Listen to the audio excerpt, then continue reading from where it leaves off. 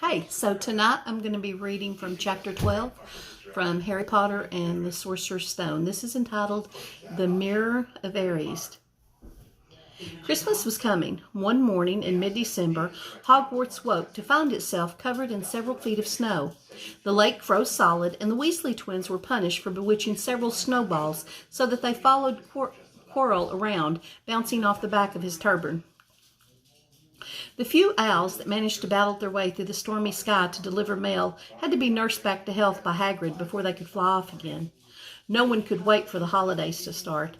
While the Gryffindor common room was the great hall had roaring fires, the drafty corridors had become icy and bitter, and wind rattled the windows in the classrooms. Worst of all were Professor Snape's classes down in the dungeons, where their breath rose in a mist before them, and they kept as close as possible to their hot cauldrons. "I do feel so sorry," said Draco Malfoy, one of the potions class, "for all those people who have to stay at Hogwarts for Christmas because they're not wanted at home." He was looking over at Harry as he spoke. Crabbe and Goyle chuckled. Harry, who was measuring out powdered spine of lionfish, ignored them. Malfoy had been even more unpleasant than usual since the Quidditch match. Disgusted that the Slytherins had lost, he had tried to get everyone laughing at how wide-mouthed Tree Frog would be replacing Harry as Seeker next. Then he'd realized that nobody found this funny because they were all so impressed at the way Harry had managed to stay on his bucking broomstick. So Malfoy, jealous and angry, had gone back to taunting Harry about having no proper family. It was true that Harry wasn't going back to Privet Drive for Christmas. Professor McGonagall had come around the week before, making lists of students who would be staying for the holidays, and Harry had signed up at once. He didn't feel sorry for himself at all.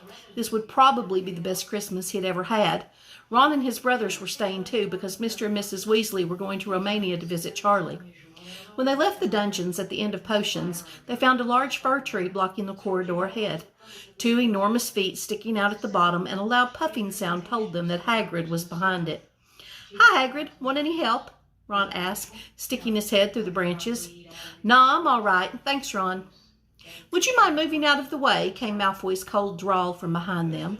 "Are you trying to earn some extra money, Weasley? Hoping to be gamekeeper yourself when you leave Hogwarts, I suppose? That hut of Hagrid's must seem like a palace compared to what your family's used to." Ron dived at Malfoy just as Snape came up the stairs. "Weasley!" Ron let go of the front of Malfoy's robes. "He was provoked, Professor Snape," said Hagrid, sticking his huge hairy face out from behind the tree. "Malfoy was insulting his family." "Be that as it may, fighting is against Hogwarts rules, Hagrid," said Snape silkily. 5 points from Gryffindor, Weasley, and be grateful it isn't more. Move along, all of you." Malfoy, Crabbe, and Goyle pushed roughly past the tree, scattering needles everywhere and smirking. "Oh, I'll get him," said Ron, grinding his teeth at Malfoy's back.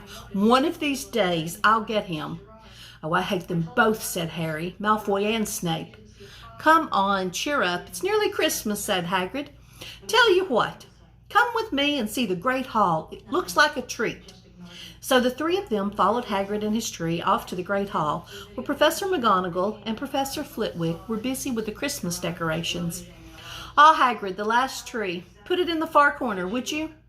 The hall looked spectacular. Festoons of holly and mistletoe hung all around the walls, and no less than 12 towering Christmas trees stood round the room, some sparkling with tiny icicles, some glittering with hundreds of candles. "How many days you got left until your holidays?" Hagrid asked. "Just one," said Hermione. "And that reminds me. Harry, Ron, we've got half an hour before lunch. We should be in the library." "Oh, yeah, you're right," said Ron, tearing his eyes away from Professor Flitwick, who had golden bubbles blossoming out of his wand and was trailing them over the branches of the new tree. "The library," said Hagrid, following them out of the hall.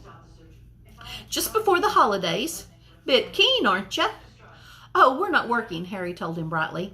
"Ever since you mentioned Nicholas Flamel, we've been trying to find out who he is."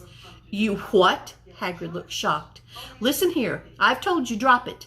It's nothing to you what that dog's guarding." "We just want to know who Nicholas Flamel is, that's all," said Hermione. "Unless you'd like to tell us and save us the trouble," Harry added. "We must have been through hundreds of books already and we can't find him anywhere. Just give us a hint. I know I've read his name somewhere." "I'm saying nothing," said Hagrid flatly. "Just have to find out ourselves then," said Ron, and they left Hagrid looking disgruntled and hurried off to the library. They had indeed been searching books for Flamel's name ever since Hagrid had let it slip, because how else were they going to find out what Snape was trying to steal? The trouble was, it was very hard to know where to begin. Not knowing what Flamel might have done to get himself into a book, he wasn't in great wizards of the 20th century or notable magic names of our time. He was missing, too, from important modern magical discoveries and a study of recent developments in wizardry.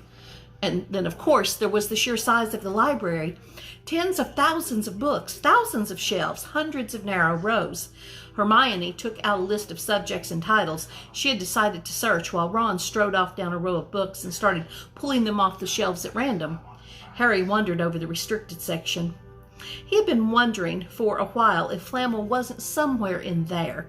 Unfortunately, you needed a specially signed note from one of the teachers to look at any of the restricted books, and he knew he'd never get one. These were the books containing powerful dark magic never taught at Hogwarts and only read by older students studying advanced defense against the dark arts. "And what are you looking for, boy?" "Nothing," said Harry. Madam Pince, the librarian, brandished a feather duster at him. "You'd better get out then. Go on, out." Wishing he'd been a bit quicker at thinking something up, Harry left the library. He, Ron, and Hermione had already agreed they better not ask Madam Pince where they should find Flamel. They were sure she'd be able to tell them, but they couldn't risk Snape hearing what they were up to. Harry waited outside in the corridor to see if the other two had found anything, but he wasn't very hopeful. They had been looking for 2 weeks after all, but as they only had odd moments between lessons, it wasn't surprising they'd found nothing. What they really needed was a nice long search without Madam Pince breathing down their necks. 5 minutes later, Ron and Hermione joined him, shaking their heads. They went off to lunch. "You will keep looking while I'm away, won't you?" said Hermione, "and send me an owl if you find anything." "And you could ask your parents if they know who Flamel is," said Ron. "It'd be safe to ask them." "Very safe, as they're both dentists," said Hermione. Once the holidays had started, Ron and Harry were having too good a time to think much about Flamel. They had the dormitory to themselves, and the common room was far emptier than usual, so they were able to get the good armchairs by the fire. They sat by the hour eating anything that could spear on a toasting fork, bread, English muffins, marshmallows, and plotting ways of getting Malfoy expelled, which were fun to talk about even if they wouldn't work. Ron also started teaching Harry wizard chess. This was exactly like Muggle chess, except that the figures were alive, which made it a lot like directing troops in battle. Ron's set was very old and battered. Like everything else he owned, it had once belonged to someone else in his family, in this case his grandfather. However, old chessmen weren't a drawback at all. Ron knew them so well he never had trouble getting them to do what he wanted. Harry played with chessmen Seamus Finnegan had lent him, and they didn't trust him at all. He wasn't a very good player yet, and they kept shouting different bits of advice at him, which was confusing. "Oh, don't send me there. Can't you see his knight? Send him. We can afford to lose him." On Christmas Eve, Harry went to bed looking forward to the next day for the food and fun, but not expecting any presents at all. When he woke early in the morning, however, the first thing he saw was a small pile of packages at the foot of his bed. "Merry Christmas," said Ron sleepily as Harry scrambled out of bed and pulled on his bathrobe. "You too," said Harry. "Will you look at this? I've got some presents." "Well, what did you expect? Turnips?" said Ron, turning to his own pile, which was a lot bigger than Harry's. Harry picked up the top parcel.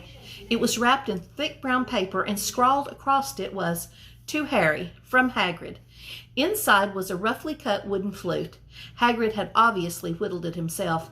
Harry blew it. It sounded a bit like an owl. A second, a very small parcel, contained a note. "We received your message and enclose your Christmas present from Uncle Vernon and Aunt Petunia." Taped to the note was a 50-pence piece. "That's friendly," said Harry. Ron was fascinated by the 50-pence. "Weird," he said. "What a shape. This is money." "Oh, you can keep it," said Harry, laughing at how pleased Ron was. "Hagrid and my aunt and uncle." So who sent these?" "I think I know who that one's from," said Ron, turning to a bit pink and pointing to the very lumpy parcel. "My mum. I told her you didn't expect any presents, and—" "Oh, no," he groaned. "She's made you a Weasley sweater."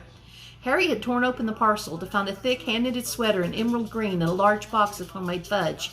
"Every year she makes us a sweater," said Ron, unwrapping his own, "and mine's always maroon." "That's really nice of her," said Harry, trying the fudge, which was very tasty. His next present also contained candy, a large box of chocolate frogs from Hermione.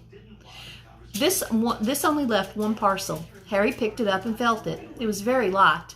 He unwrapped it.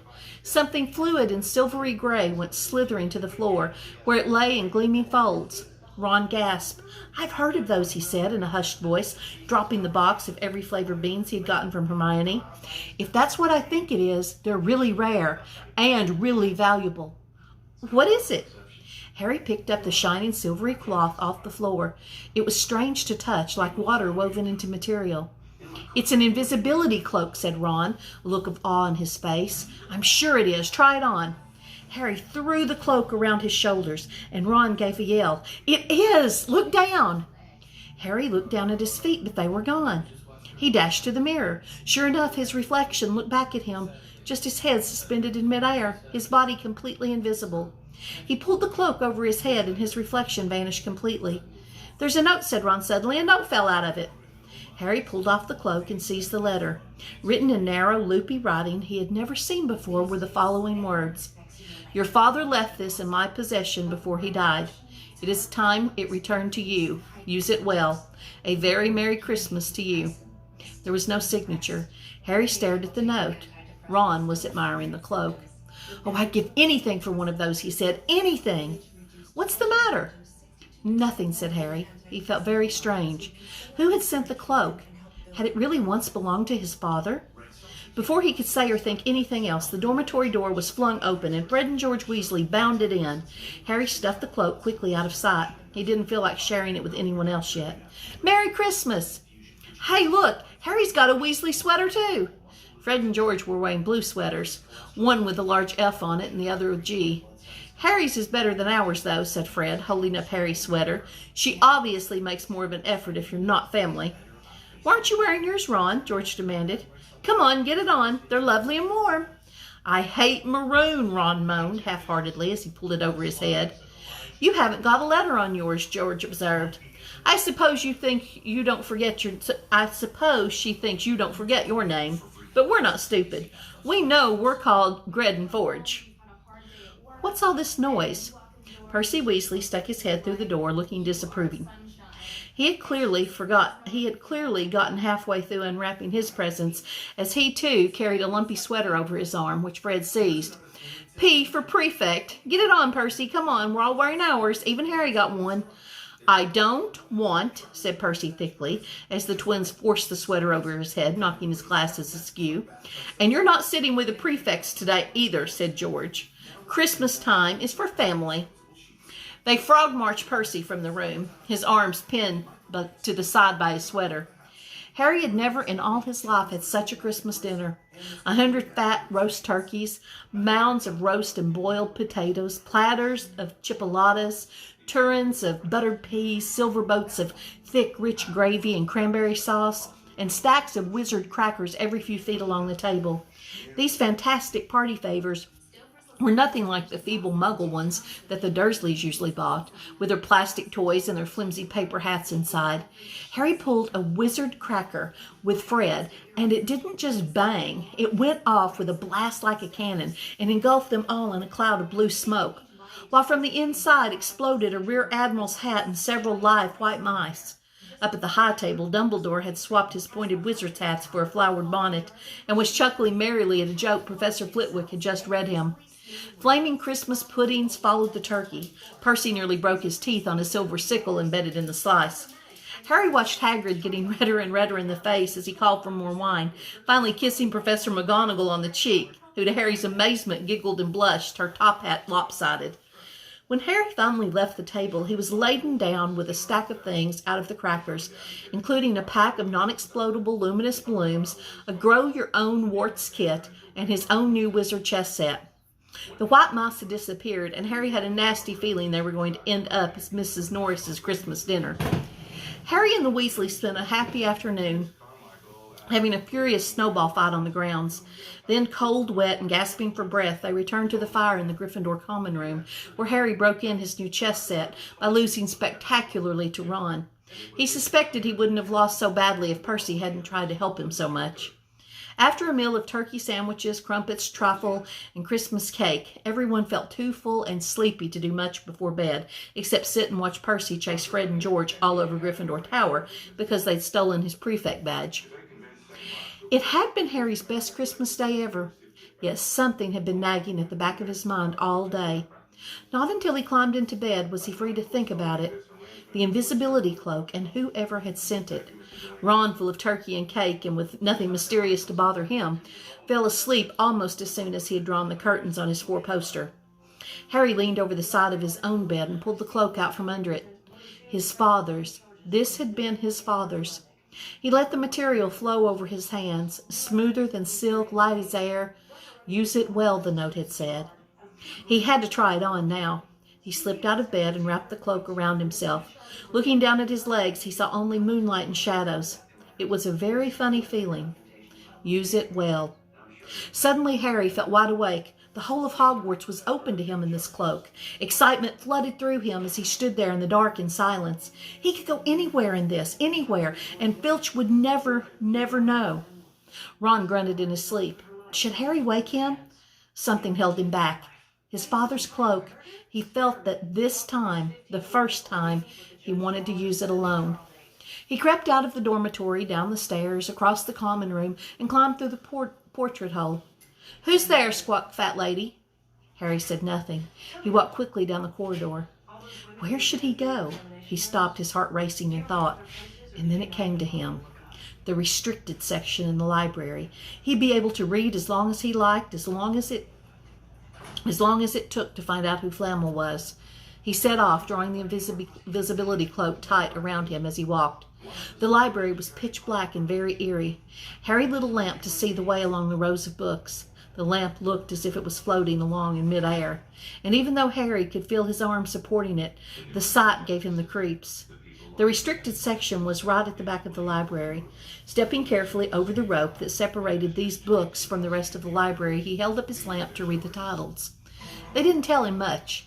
Their peeling, faded gold letters spelled words and languages Harry couldn't understand. Some had no title at all. One book had a dark stain on it that looked horribly like blood. The hairs on the back of Harry's neck prickled. Maybe he was imagining it, maybe not, but he thought a faint whispering was coming from the books, as though they knew someone was there who shouldn't be. He had to start somewhere. Setting the lamp down carefully on the floor, he looked along the bottom shelf for an interesting-looking book. A large black and silver volume caught his eye. He pulled it out with difficulty because it was very heavy, and balancing it on his knee, let it fall open. A piercing, blood-curdling shriek split the silence. The book was screaming. Harry snapped it shut, but the shriek went on and on one high, unbroken, ear-splitting note. He stumbled backward and knocked over his lamp, which went out at once. Panicking, he heard footsteps coming down the corridor outside. Stuffing the shrieking book back on the shelf, he ran for it. He passed Filch in the doorway. Filch's pale, wide eyes looked straight through him, and Harry slipped under Filch's outstretched arm and streaked off up the corridor, the book's shriek still ringing in his ears. He came to a sudden halt in front of a tall suit of armor. He had been so busy getting away from the library, he hadn't paid attention to where he was going. Perhaps because it was dark, he didn't recognize where he was at all. There was a suit of armor near the kitchens, he knew, but he must be 5 floors above there. You asked me to come directly to you, Professor, if anyone was wandering around at night, and somebody's been in the library, restricted section. Harry felt the blood drain out of his face. Wherever he was, Filch must know a shortcut, because his soft, greasy voice was getting nearer, and to his horror it was Snape who replied, The restricted section? Well, they can't be far. We'll catch them. Harry stood rooted to the spot as Filch and Snape came around the corner ahead. They couldn't see him, of course, but it was a narrow corridor, and if they came much nearer, they'd knock right into him. The cloak didn't stop him from being solid. He backed away as quietly as he could. A door stood ajar to his left. It was his only hope. He squeezed through it, holding his breath, trying not to move it, and to his relief he managed to get inside the room without their noticing anything. They walked straight past, and Harry leaned against the wall, breathing deeply, listening to their footsteps dying away. That had been very close, very close. It was a few seconds before he noticed anything about the room he had hidden in. It looked like an unused classroom. The dark shapes of desks and chairs were piled against the walls, and there was an upturned waste paper basket. But propped against the wall facing him was something that didn't look as if it belonged there, something that looked as if someone had just put it there to keep out of the way. It was a magnificent mirror, as high as the ceiling, with an ornate gold frame standing on 2 clawed feet. There was an inscription carved out on the top. Eri stra ero ot ube kafra ot on wusi. His panic fading now that there was no sound of Filch or Snape, Harry moved nearer the mirror. Wanting to look at himself but see no reflection again, he stepped in front of it. He had to clap his hands to his mouth to stop himself from screaming. He whirled around. His heart was pounding far more furiously than when the book had screamed, for he had seen not only himself in the mirror, but a whole crowd of people standing right behind him. But the room was empty. Breathing very fast, he turned slowly back to the mirror. There he was, reflected in it, white and scared looking, and there reflected behind him were at least 10 others. Harry looked over his shoulder, but still no one was there. Or were they all invisible too? Was he in fact in a room full of invisible people, and this mirror's trick was that it reflected them, invisible or not? He looked in the mirror again. A woman standing right behind him. His reflection was smiling at him and waving. He reached out a hand and felt the air behind him. If she was really there, he would have touched her. Their reflections were so close together, but he only felt air. She and the others existed only in the mirror. She was a very pretty woman. She had dark red hair, and her eyes are just like mine, Harry thought, edging a little closer to the glass. Bright green, exactly the same shape, but then he noticed that she was crying. Smiling, but crying at the same time. The tall, thin, black-haired man standing next to her put his arm around her. He wore glasses, and his hair was very untidy. It stuck up at the back, just as Harry's did. Harry was so close to the mirror now that his nose was nearly touching that of his reflection. "Mum," he whispered. "Dad?" They just looked at him, smiling. And slowly Harry looked into the faces of the other people in the mirror, and he saw other pairs of green eyes like his, other noses like his, even a little old man who looked as though he had Harry's knobbly knees. Harry was looking at his family for the first time in his life. The Potter smiled and waved at Harry, and he stared hungrily back at them, his hands pressed flat against the glass as though he was hoping to fall right through it and reach them. He had a powerful kind of ache inside him, half joy, half terrible sadness. How long he stood there he didn't know. The reflections did not fade, and he looked and looked until a distant noise brought him back to his senses. He couldn't stay here. He had to find his way back to bed. He tore his eyes away from his mother's face, whispered, "I'll come back," and hurried from the room. "You could have woken me up," said Ron crossly. "You can come tonight. I'm going back. I want to show you the mirror." "I'd like to see your mom and dad," Ron said eagerly. "And I want to show you all your family, all the Weasleys. You'll be able to show me your other brothers and everyone." "You can see them any old time," said Ron. "Just come round my house this summer.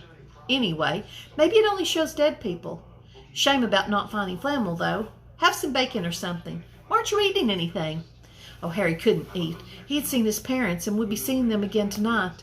He had almost forgotten about Flamel. It didn't seem very important anymore. Who cared what the three-headed dog was guarding? What did it matter if Snape stole it, really? "Are you all right?" said Ron. "You look odd." What Harry feared most was that he might not be able to find the mirror room again. With Ron covered in the cloak, too, they had to walk much more slowly the next night. They tried retracing Harry's route from the library, wandering around the dark passageways for nearly an hour. "I'm freezing," said Ron. "Let's forget it and go back." "No," Harry hissed. "I know it's here somewhere." They passed the ghost of a tall witch gliding in the opposite direction, but saw no one else. Just as Ron started moaning that his feet were dead with cold, Harry spotted the suit of armor. "It's here, just here, yes." They pushed the door open. Harry dropped the cloak from around his shoulders and ran to the mirror. There they were. His mother and father beamed at the sight of him. "See," Harry whispered. "I can't see anything." Look at them all. There are loads of them." "I can only see you." "Look into it properly. Go on, stand where I am." Harry stepped aside, but with Ron in front of the mirror, he couldn't see his family anymore. Just Ron in his paisley pajamas. Ron, though, was staring transfixed at his image. "Look at me," he said. "Can you see all your family standing around you?" "No, I'm alone, but I'm different. I look older and I'm head boy." "What?" I am. I'm wearing the badge like Bill used to, and I'm holding the house cup and the Quidditch cup, and I'm Quidditch captain, too." Ron tore his eyes away from the splendid sight to look excitedly at Harry. "Do you think this mirror shows the future?" "How can it? All my family are dead." "Let me have another look." "You had it yourself all last night. Give me a bit more time." "You're only holding the Quidditch cup. What's interesting about that? I want to see my parents." "Don't push me." A sudden noise outside in the corridor put an end to their discussion. They hadn't realized how loudly they'd been talking. "Quick!" Ron threw the cloak back over them as the luminous eyes of Mrs. Norris came round the door. Ron and Harry stood quite still, both thinking the same thing. Did the cloak work on cats? After what seemed like an age, she turned and left. "This isn't safe. She might have gone for Filch. I bet she heard us. Come on." And Ron pulled Harry out of the room. The snow still hadn't melted the next morning. "Want to play chess, Harry?" said Ron. "No." "Well, why don't we go down and visit Hagrid?" "No, you go." "I know what you're thinking about, Harry. That mirror. Don't go back tonight." "Why not?" "I don't know. I've just got a bad feeling about it. And anyway, you've had too many close shaves already. Filch, Snape, and Mrs. Norris are wandering around. So what if they can't see you? What if they walk into you? What if you knock something over?" "You sound like Hermione." "I'm serious, Harry. Don't go."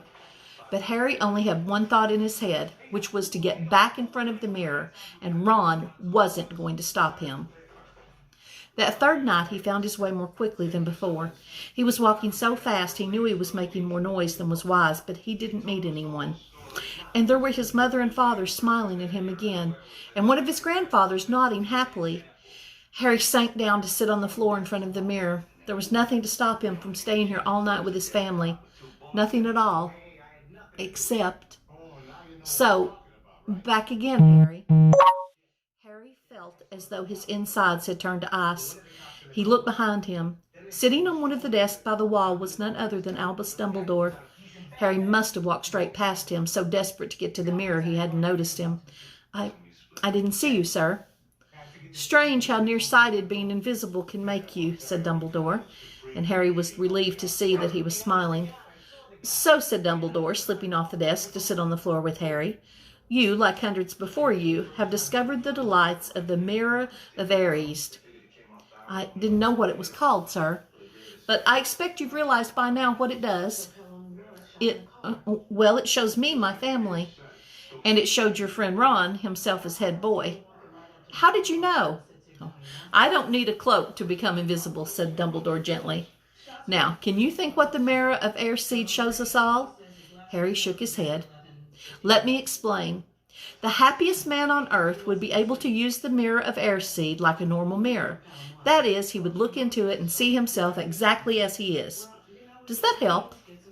Harry thought. Then he said slowly, "It shows us what we want, whatever we want?" "Yes and no," said Dumbledore quietly. "It shows us nothing more or less than the deepest, most desperate desire of our hearts.